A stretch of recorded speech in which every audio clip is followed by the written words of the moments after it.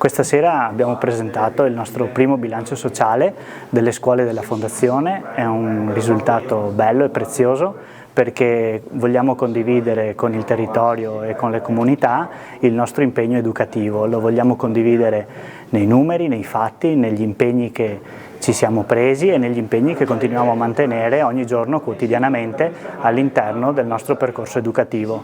Non è solo una condivisione di ciò che è stato fatto, ma è anche uno sguardo verso il futuro. Un bilancio sociale serve a trovare le strategie, le linee di indirizzo anche per gli impegni futuri, insieme a imprese, enti e territorio che sostengono le nostre scuole e sostengono l'importanza di una educazione e una formazione di qualità per le nuove generazioni. Il bilancio sociale che abbiamo presentato questa sera non vuole essere un semplice documento contabile, bensì un qualcosa che riesca a tradurre su carta l'impegno quotidiano che la Fondazione Balbi Valieri, in particolare le sue scuole, attuano costantemente ogni giorno. Impegno fatto da persone in particolare educatori nei confronti dei nostri alunni, bambini e ragazzi, ma anche persone in un contesto fatto di relazioni con il territorio e con le comunità che lo abitano.